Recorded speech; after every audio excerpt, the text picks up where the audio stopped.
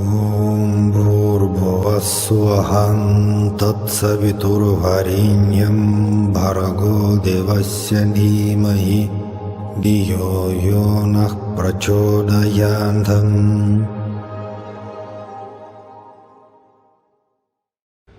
So Saram everyone, continue our videos on Sathya Sai philosophy. So and again, wonderful, actually great book. Well, Divine Discourses of Bhagavan Sri Sathya Sai Baba. That's 1984. Famous 34 lectures on Bhagavad Gita. Yeah, I think and that this is the central message, spiritual message of our beloved Swami. Exactly these 34 lectures. Let me repeat, 1984. That was August and September of that year. And yeah, as usually, so I'll just quote something and let us speak, think, speculate, contemplate the meaning of the message. And of course, you know why I'm doing this, just to encourage you to study Sathya Sai philosophy more, to pay attention to that more. Of course, I hope you will read this book, or maybe you know pretty well this book. You will read this book yourself, but so let's a little bit, yeah, think about certain quotes. Okay, couple of quotes, and then let's think about it. Well, quote. Peace and happiness will not come to us merely by hearing the glory of Bhagavad Gita or by reading and hearing of the any Vedic scriptures. Okay, and then next quote. If you are able to put into practice at least one or two aspects of what you have read and read, then only the fruit will occur to you. Okay, and then that's the end of the quote. And then Swami speaks about sadhana. Sadhana means spiritual practice.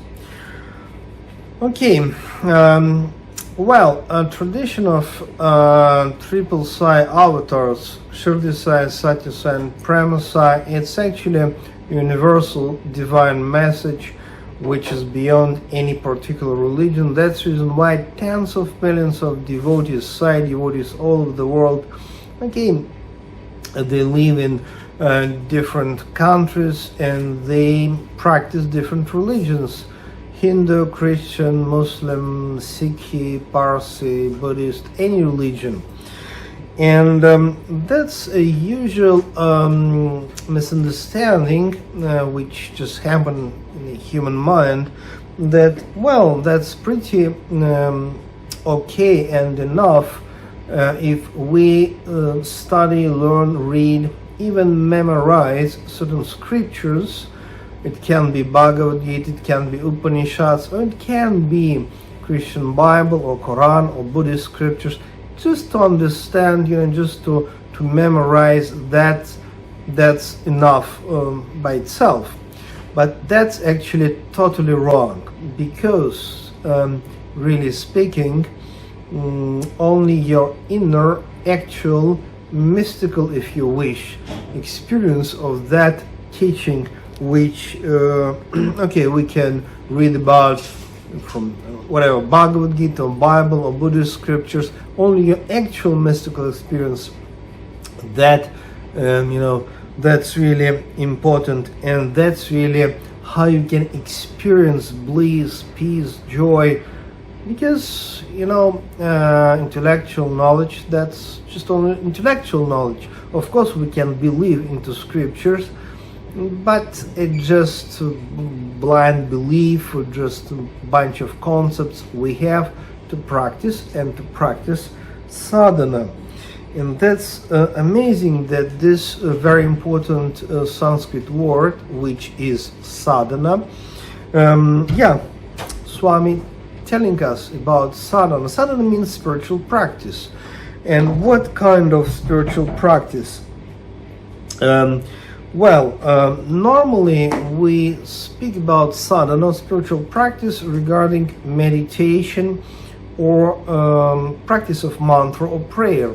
Well, in this lifetime I am Christian, but I study Vedic and Buddhist scriptures as well, and I am a Kriya Yoga meditation master, so it means every day I'm practicing Kriya Yoga meditation, and I'm really fond of Bija mantra tradition.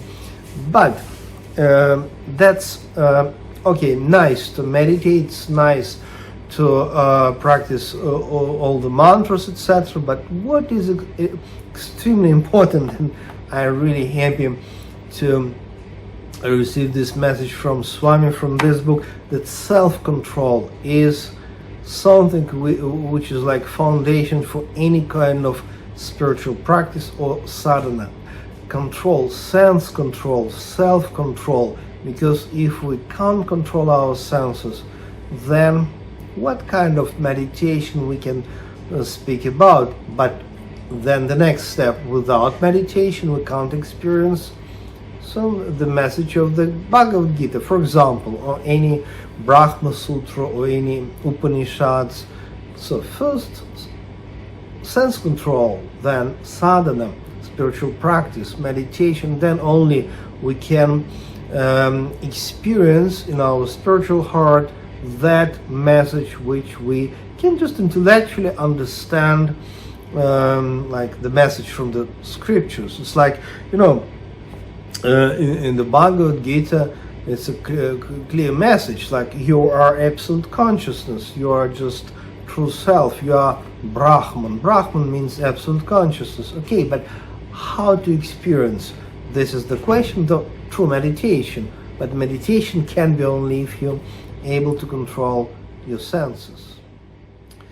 Yeah, on the same page, just the next message from our Swami is, okay, two examples, and one of them about Krishna Arjuna conversation. Of course, Bhagavad Gita, as you know pretty well, this is just a conversation between God, who came in the form of guru to his disciple Arjuna. And that's first example, when Krishna told to Arjuna, hey Arjuna, you can't control your senses, you have to learn how to control your senses, then only you can really start to practice this kind of yoga. That's the message of Bhagavad Gita, which Sathya Sai gives us as example. And the second example from Sathya Sai is Prince Prahlada. Prahlada, also the story of Narasimha Avatara and his great devotee Prahlada. We can read with a lot of details in Srimad Bhagavatam.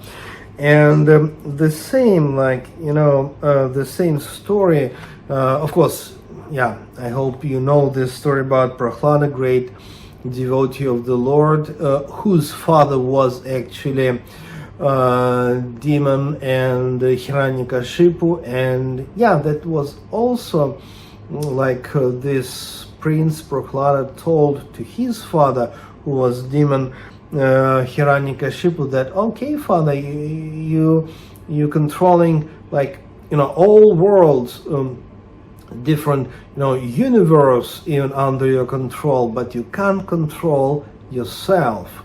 And that's another story, classical story from the Vedic scriptures. That's really amazing that people sometimes able to control huge companies, big projects, some political parties, whatever. They can control many things actually, but that's all social material outside world. But quite often people can't control their inner world, they can't control senses. But if we can't control senses, we can't meditate. If we can't meditate, we can't experience all the scriptures, and then what we can get as a result? Only intellectual knowledge, bunch of ideas, and that's not spirituality, because experience is spirituality. So in the beginning is control, sense control. That's the message. Well, let's complete this video for today. Please study Sathya Sai philosophy, his divine discourses. That's huge source of wisdom. It's like, really foundation, strong foundation, solid for foundation for our spiritual divine evolution. Sairam. See you next time.